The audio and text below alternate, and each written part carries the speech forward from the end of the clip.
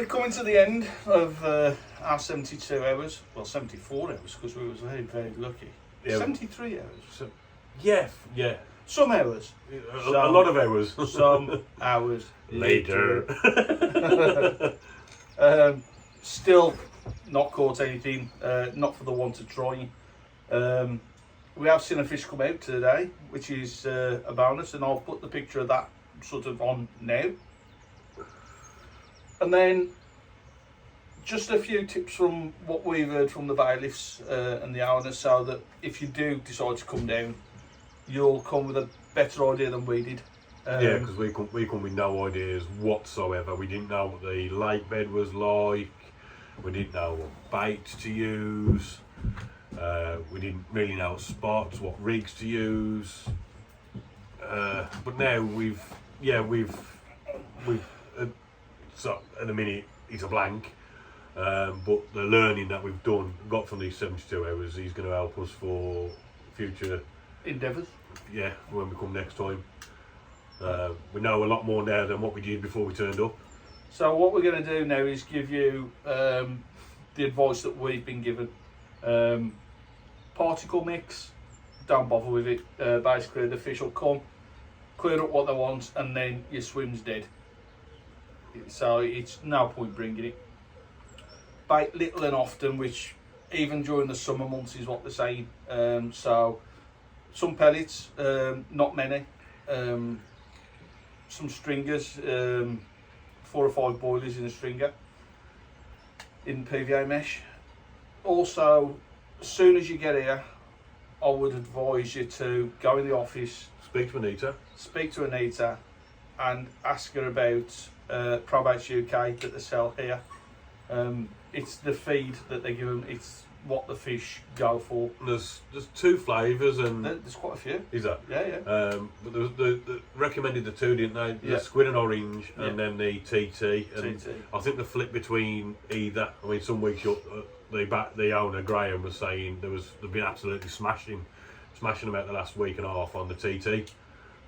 We've got both for next time, so we might just come in, buy some boilies or some pellets or something just to top it up, match the hatch, so to speak. Yeah, rather than us bringing buckets and I mean, we bought 25-30 kilo of bait, and it's all coming back with us apart from the particle mix. Knowing full well that we wasn't going to use it, but we bought an assortment of baits that we use.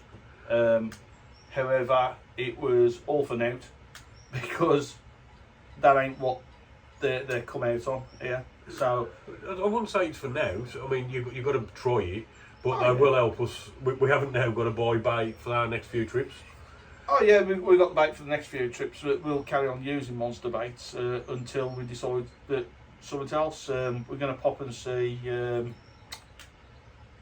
Wendy at DNA, the bait shack. The bait shack in Sutton Coldfield. See what she's got on offer. Because to be fair, I've looked at DNA a bit, especially that bug. Yeah. Because there's a lot of the pools we fish local. There's a lot of naturals in there, and that bug's made to match that.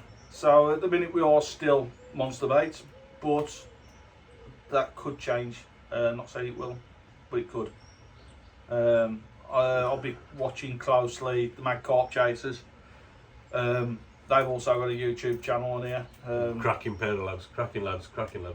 And they've switched on to DNA now, so I'll be watching them because they're from the same sort of area as us, fish the same sort of pools. So if it works for them, then it might be a case of making a switch. Big up to the Mad Carp Chasers. Wood up. But yeah, back to Kingfisher. Peg 5, which is where we are. To the left, you've got a small jetty. That's where the fish come out this morning, on the opposite side of the jetty to me, unfortunately. But that's renowned for fish. To the right, you've got the waterfall and a fallen stump type island. Yeah, I think it's just been cut away, innit? Yeah, so that's another spot. Yesterday I saw 2 cruising. I'll try and put the footage on. 2 cruising around in front of Peg 4. And obviously Peg 1 has had one out today. Yeah, so these are the little things that if we'd have known in advance, maybe we would have done better. You never know. It's one of them you can't say. Nah. But, Fishing in it. yeah. Can't predict it. Going forward, we know next time we don't need to bring off the stuff we've bought. But it's that better to bring it, not need it, than need it and think shit, it's in my shed. Yeah, basically. But yeah, we'll be prepared as what we normally are, but I think we'll be a bit more better prepared with knowledge. We've got a lot more knowledge going away. Yeah. So, but at least we know there's some, and to be fair, it was a cracking looking fish. Went over and had a look. Yeah. No, fair play to Chris for doing it. He's here, I know he's here for 4 days. So, but now we're hoping to come back. Well, we are not hoping, we are coming back in August.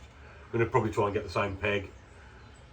Bring a few adjustments to the bait, i.e. obviously because it's going to be hopefully warmer. Try some floaties. Yeah. You never know. We'll be prepared for it regardless. But I think that's only going to be a 48. We know the snaggy areas now. We know that the bed's silty. We know there's a bit of chod as well. So it's going to be helicopters. Yeah. You know, there's no point putting solid bags out. There's no point, you know, putting bottom baits because they're just going to sink. So yeah, a little wafter or a pop up on helicopter. Chod rig, job done. Obviously zigs, always got a chance with the zig. And as Adam's just said, it'll be the summer months, so they might be on the surface.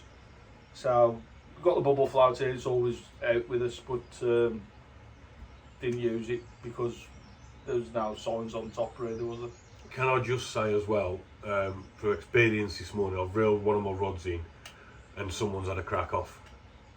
And the amount of line we've pulled in, please, if you have a crack off, report it to the bailiff or the owner, because luckily there's nothing attached to it, but there was that much line in the water, it was unreal.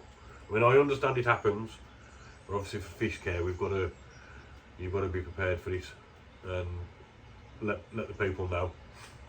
So we've got how long left bet an hour? 2 hours. 2 hours. We've got 2 hours left. The lines are still out, so while they're in the water, there's always a chance. Yeah, definitely. But pretty much, unless we get summit, That'll be it. That'll be it from us.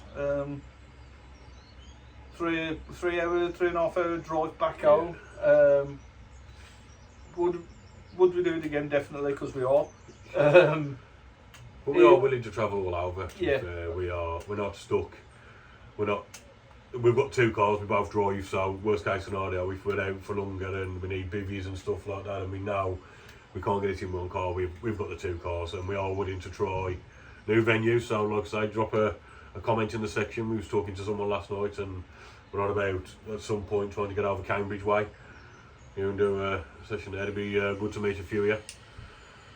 So yeah, like I say, a couple of hours left. If there's any updates, we'll let you know. If not, it's bye for now until the next one. And don't forget to like and subscribe. There'll be something Dotted about there. somewhere.